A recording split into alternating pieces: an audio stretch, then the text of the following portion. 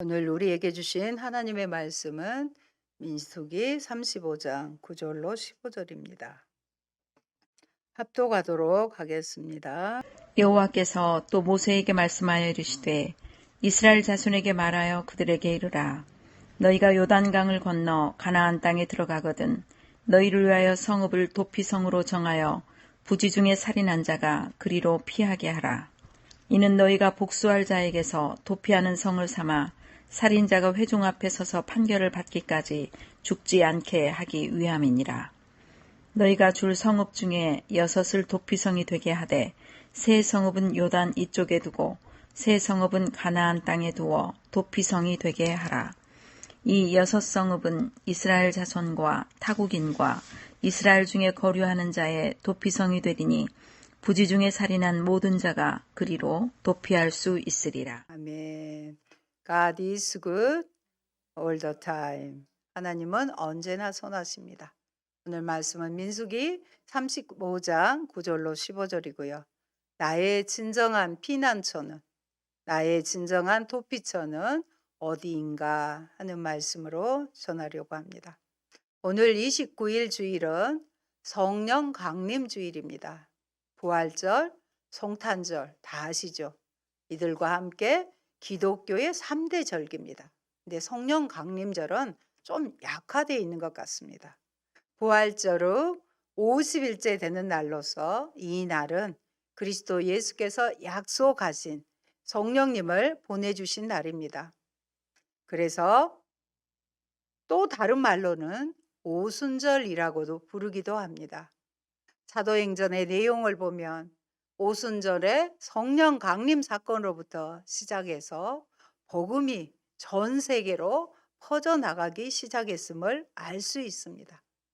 예수님께서 승천하신 이후 육신으로는 더 이상 이 땅에 계시지 않으시지만 성부 하나님과 성자 예수님은 성령 하나님을 통하여 이 세상을 주관하시고 이끌어 갔습니다. 그래서 이번 한 주간 동안 사도들과 제자들처럼 기도에 전혀 힘쓰셔서 성령 충만히 받으시기를 바랍니다. 오늘은 또 5월 마지막 주일이며 사철의 봄바람 부는 임마누엘의 가정이 되도록 가정을 기도처와 예배의 거룩한 장소로 만드시기를 바랍니다. 어린 시절 친구들과 놀다가 다투기라도 하여 억울하면 울면서 집으로 엄마를 찾았습니다. 엄니를 불렀습니다. 그럴 때 엄마는 일하시다가도 치마폭에 감싸주시고 얼굴을 쓸어 올려주면서 눈물을 닦아주었습니다. 정채봉 시인은 1946년 전남 승주의 작은 바닷가 마을에서 태어났습니다. 시인의 나이 3살 때 여동생을 낳은 후 20살짜리 어린 어머니는 돌아가셨습니다. 정 시인은 3살 때 엄마를 잃고 나서 엄마에 대한 그리움을 천형처럼 언제나 절박하고 숨가빠했습니다. 엄마의 얼굴은 모르지만 때때로 엄마의 내음은 기억했는데 엄마의 내음은 부엌에서 해송 타는 냄새와 같았다고 했습니다. 엄마가 휴가를 나온다면 정채봉, 하늘나라에 가 계시는 엄마가 하루 휴가를 얻어 오신다면 아니 반나절 반 시간도 안 된다면 단 5분, 그래 5분만 온데도 나는 원이 없겠다. 얼른 엄마 품속에 들어가 엄마와 눈 맞춤을 하고 젖가슴을 만지고 그리고 한 번만이라도 엄마 하고 소리내어 불러보고 숨겨놓은 세상사 중 딱 한 가지 억울했던 그 일을 일러 바치고 엉엉 울겠다. 주님께서 모세에게 말씀하셨습니다. 너희가 앞으로 곧 요단강을 건너가서 가나안 땅에 들어가게 되거든 성읍들 가운데서 얼마를 도피성으로 정하여 실수로 사람들을 죽게 한 자가 그곳으로 도피하게 하라고 하셨습니다. 6성읍 중 3성읍은 요단강 동쪽에 두고 나머지 3성읍은 가나안 땅에 두어라고 하십니다. 이스라엘 자손과 애국인과 너희와 함께 사는 본토인이라면 누구든지 실수로 사람을 죽게 한 자가 도피하는 곳이 될 것이라는 것입니다. 모세가 죽고 여호수아는 이스라엘 백성들을 이끌고 가나안 땅으로 들어옵니다. 그들은 새로운 환경의 변화로 그 백성들의 정서에도 영향을 주었을 것입니다. 그래서 다투며 갈등하다가 이웃을 살인하기도 하는 일을 겪기도 했을 것입니다. 그러나 다투는 중에 의도하지는 않았지만 부지 중에 실수로 사람을 죽이는 경우도 발생했을 것입니다. 이때 살인을 당한 자의 친족 중에 유력한 자가 나서서 그 살인을 보복하게 되어 있었습니다.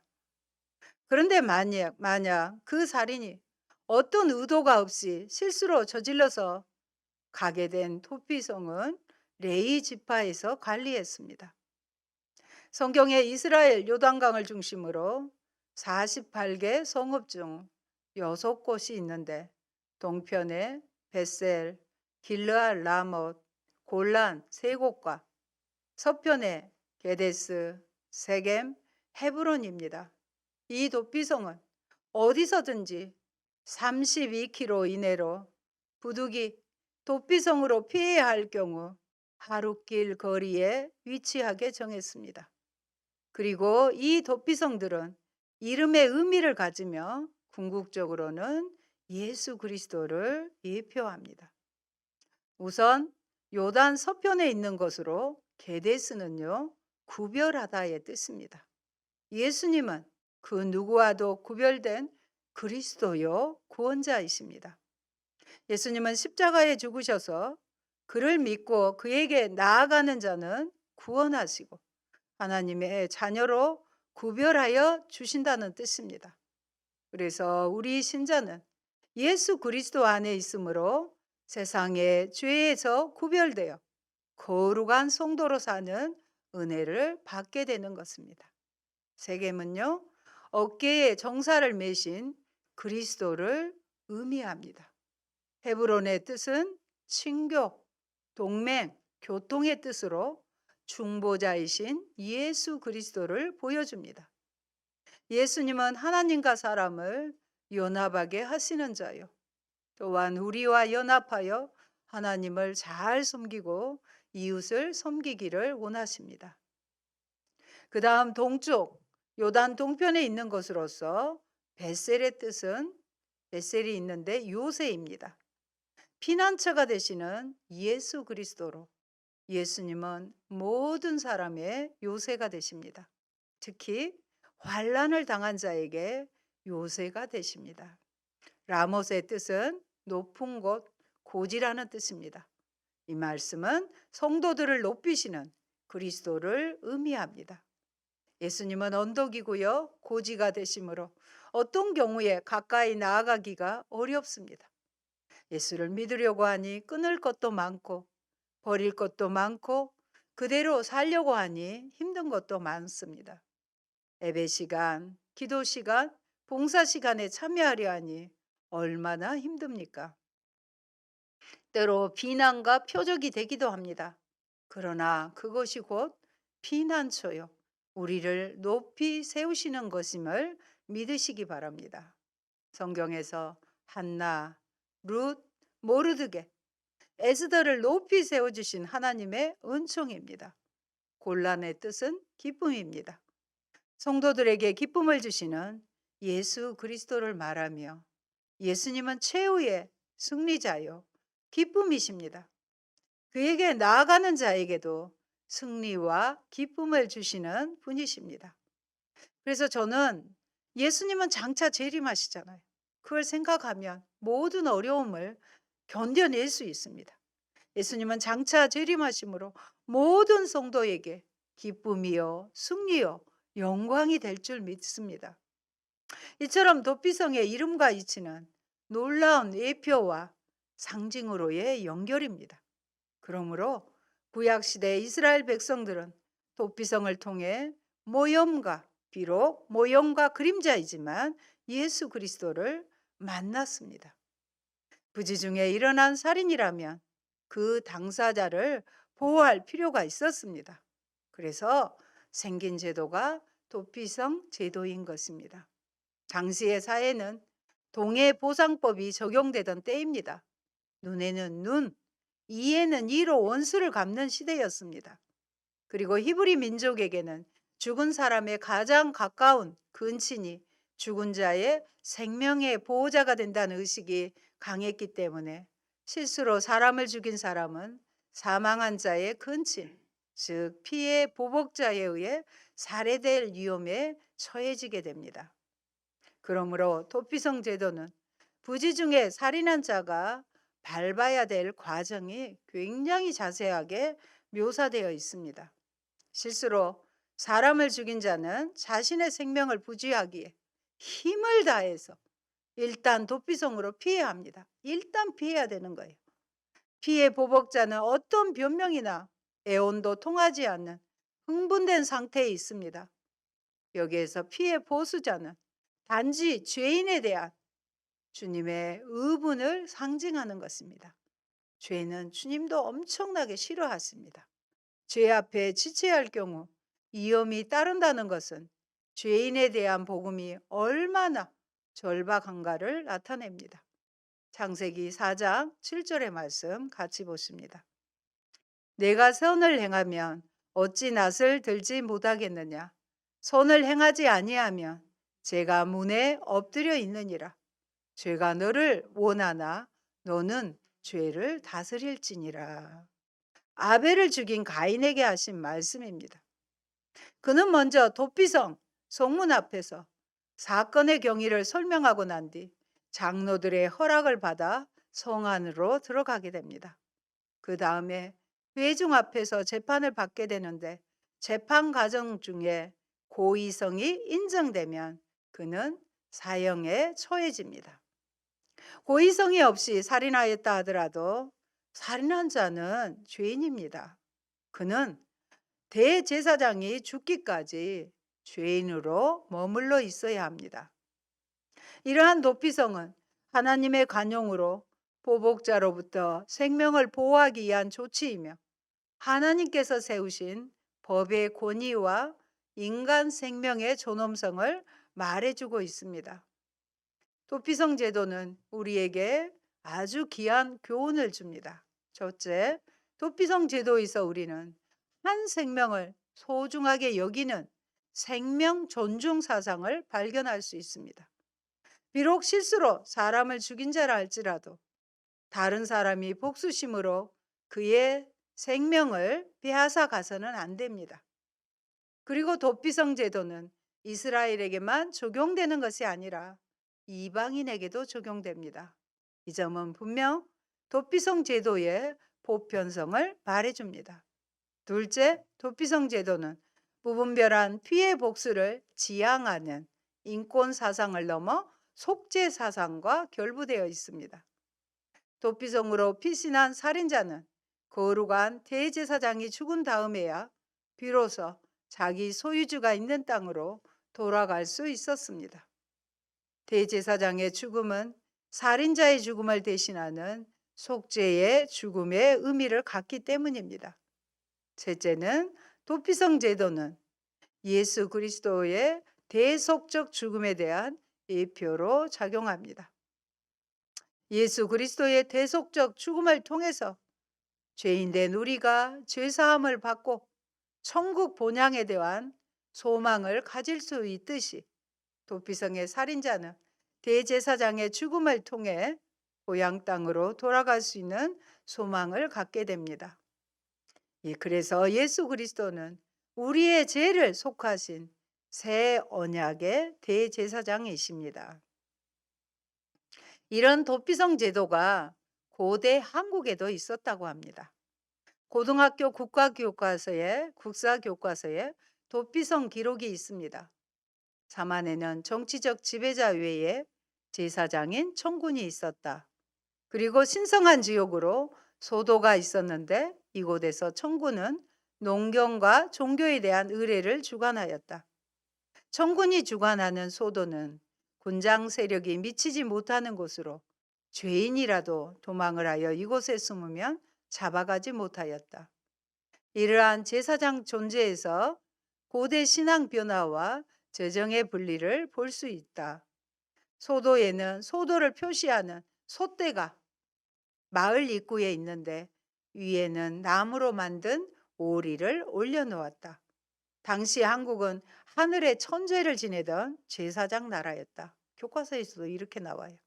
셋불 모양의 각배는 뿔잔이라고 합니다. 셋불 모양 손잡이 단지가 출토되었는데 각배 전통은 사만 시대 이전부터 가야와 신라 시대까지 이어졌다.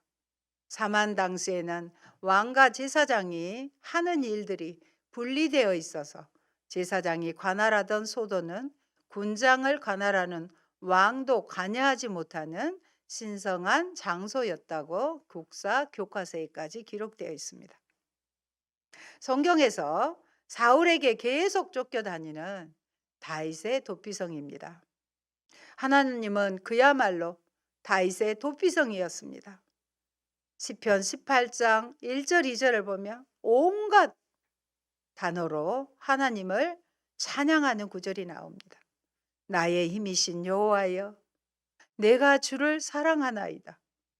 여호와는 나의 반석이시요 나의 요새시요 나를 건지시는 이시요 나의 하나님이시요 내가 그 안에 피할 나의 바위시요 나의 방패시요 나의 구원의 뿌리시요 나의 산성이시로다. 아멘. 또한 그는 하나님의 임재를 체험하는 도피성의 깊은 곳에서 또 이렇게 고백합니다. 우리도 함께 말씀을 고백합니다.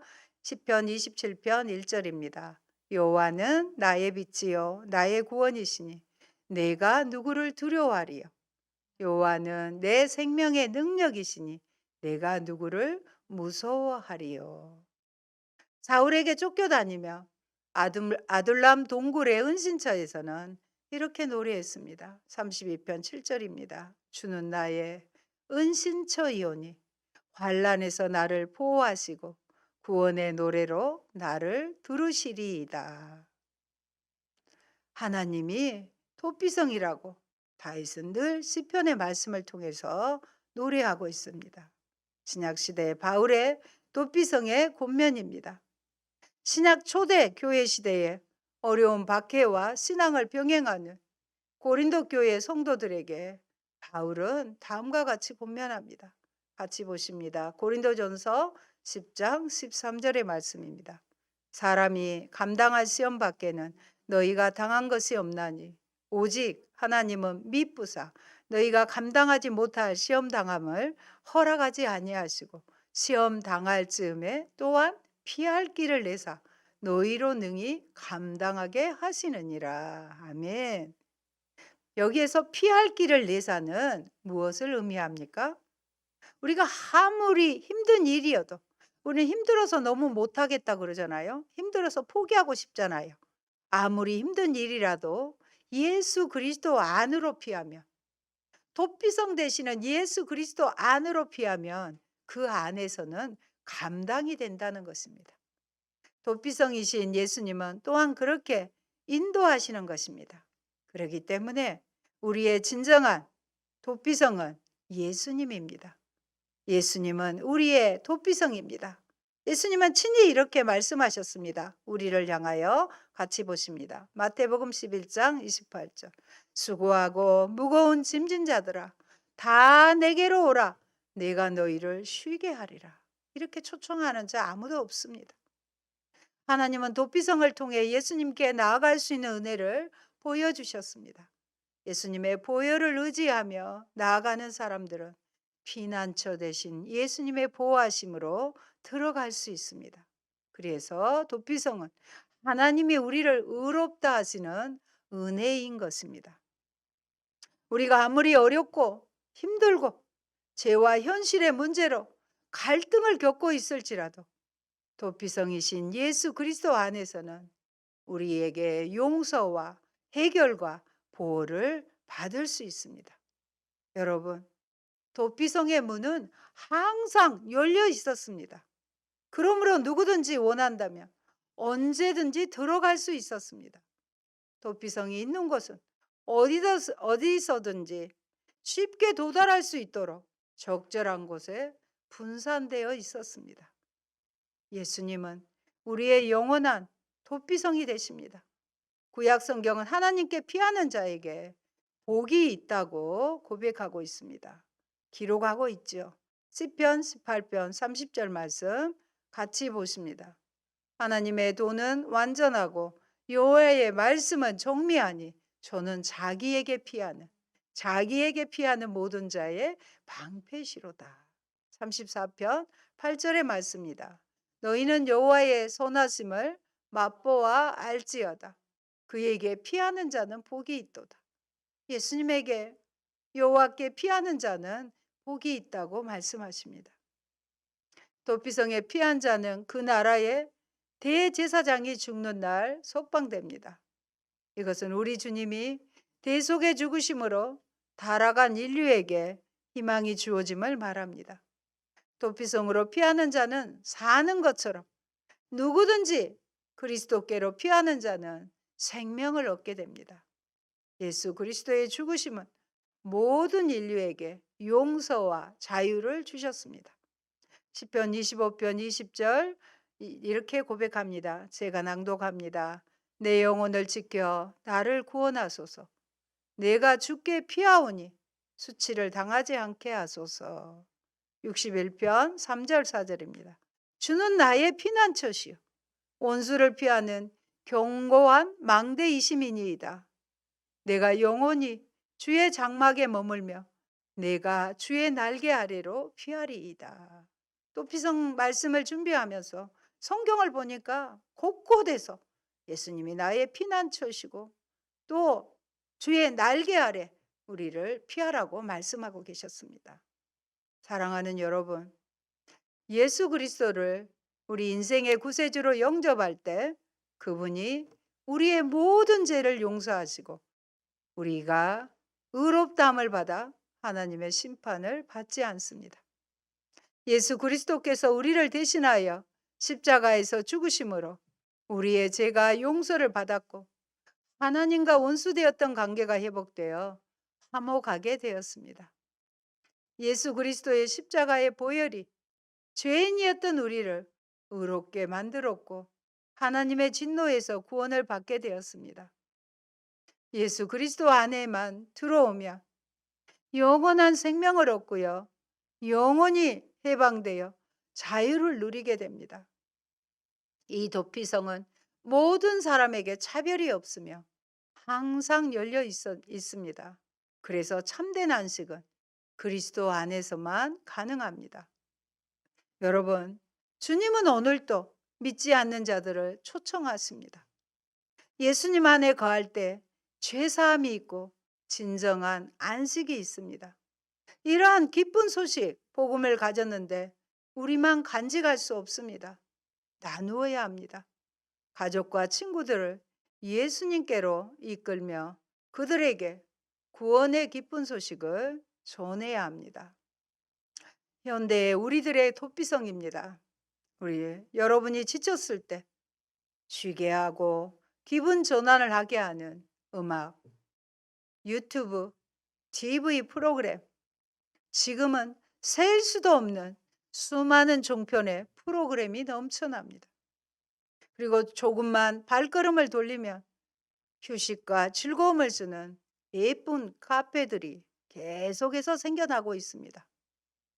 그러나 그것은 잠시 목마를 때 마시는 시원한 탄산 음료와 같습니다. 곧이어 더 심한 갈증이 나는 것입니다. 그것만으로는 채워지지 않습니다. 또 온갖 시름을 다 들어주고 덜어주고 친구가 되어줄 것 같은 그런 것들이 술이고 게임이고 도박입니다. 이 사실을 너무도 잘 아시는 하나님께서 완전하지 못하지요. 도피성이신 예수 그리스도를 이 땅에 보내셨습니다. 우리는 이미 도피성에 들어온 자들입니다. 그러나 한때 죄 앞에서 쉽게 무릎 꿇는 연약한 존재들이었습니다. 그래서 우리는 예수님 앞에서 두 손을 들고 죄인임을 고백했습니다. 어떻게 해요? 아주 절박한 심정으로. 내가 지금 도피성 안에 들어가지 않으면, 문을 열어주지 않으면 나는 죽을 수밖에 없기 때문에 두 손을 들고 항복하며 절박한 심정으로 주님 앞에 고백했습니다. 그리고 도피성이신 예수님은 아무 조건 묻지 않으시고 우리를 받아주셨습니다. 도피성 대신 예수 그리스도의 이름을 찬양드립니다. 그렇다면 도피성에 들어온 우리는 서로에게 도피성이 되어줄 수는 없는가요? 지체가 우연히 잘못을 저질렀을 때 따뜻하게 용서해주고 추궁하지 말라. 부지 중에 우연히 잘못한 일에 대해서 관대히 대하라. 잘못을 해서 큰 비난 속에 애토리가 되고 속상해하고 마음 아파하는 괴로움을 누가 위로해주고 격려해 줄 것인가? 여러분이 도피성이 되어준다면 예수님의 사랑을 실행하는 것입니다. 우리에게 잘못을 저지른 형제가 있다면 우리의 본성은 쉽게 흥분하고 쉽게 노하게 됩니다. 그럴 때 우리는 다른 사람들의 잘못에 대해서 적어도 그들이 고의적으로 일부러 그렇게 한 것은 아니라고 생각해야 합니다. 그런데도 교회 안에서 잘못을 저지른 지체들에 대한 험담은 순식간에 퍼져나가서 안 좋은 소식은 교회에 치명적인 해악을 끼칩니다. 이런 일들은 대개는 교회를 허물려는 어둠의 세력의 교묘한 전략인 것입니다. 우리는 마귀의 전략에 말려들지 않도록 깨어 기도하고 말씀으로 교통해야 합니다. 그러므로 예수님을 먹고 예수님을 마시고 예수님을 닮아가서 항상 우리의 입술에 그분의 말씀이 입에서 떠나지 말게 하며 주야로 그것을 묵상하여 그 안에 기록된 대로 다 지켜 행하도록 합시다. 여러분, 도피성 안에 있는 사람은 모두가 죄인입니다. 도피성에 있는 사람은 가난한 자, 부유한 자, 학식이 있는 자, 무식한 자, 신분이 높거나 낮은 자로 오직 그들의 공통점은 죄인이라는 것입니다. 도피성에 들어가기 위해서는 그들은 장로들 앞에서 자기가 살인한 죄인이라는 것을 자백해야 합니다. 그렇지 않으면 도피성에 들어갈 수 없습니다. 그런데 많은 사람이 자신이 스스로 선하고 법 없이도 사는 사람이라고 생각하는 사람일수록 복음을 받아들이지 않습니다. 자신들이 하나님 앞에 죄인이라는 사실을 부인하고 자신들이 위험에 처해 있다는 것을 결코 인정하려 들지 않습니다. 참으로 안타까운 일입니다. 그래서 죄가 있는 곳에 은혜가, 죄를 인정하는 곳에 은혜가 넘치는 것입니다. 그러므로 도피성은 그리스도의 영원 구원에 대한 전형적인 영적 모형이 되는 것입니다. 사랑하는 여러분, 우리는 살인하거나 간음하지 않았지만 이미 우리들의 마음속에는 많은 사람을 죽였고요. 또 많은 악하고 추한 죄를 지었습니다.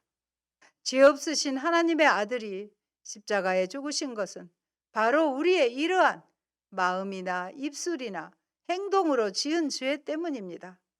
그래서 우리가 하나님의 진노를 받지 않고 살 수 있는 유일한 길은 예수 그리스도에게로 피하는 것입니다.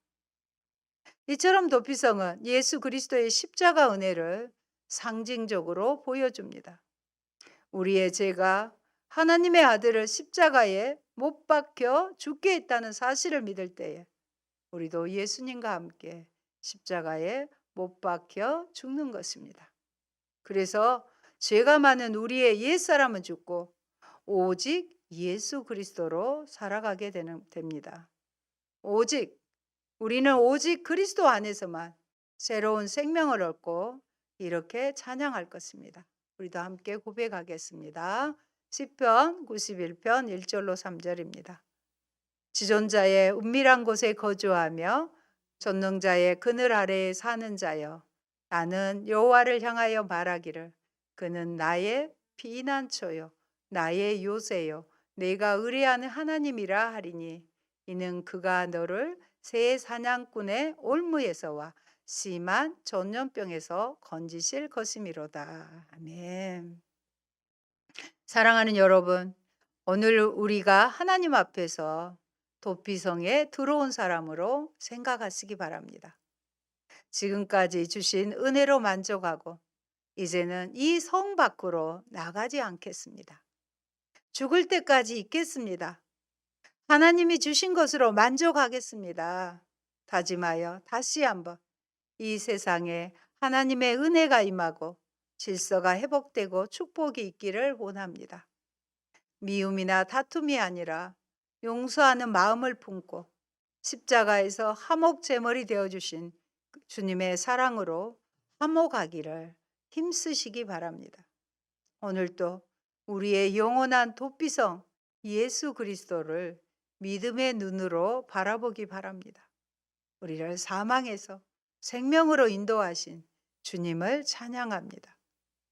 우리의 모든 죄의 짐, 인생의 짐을 주님께 내려놓으며 주님의 뜻대로 살기를 다짐하며 나아가는 하나님의 사람들에게, 저와 여러분에게 주님의 은혜가 충만하기를 바랍니다. 아멘.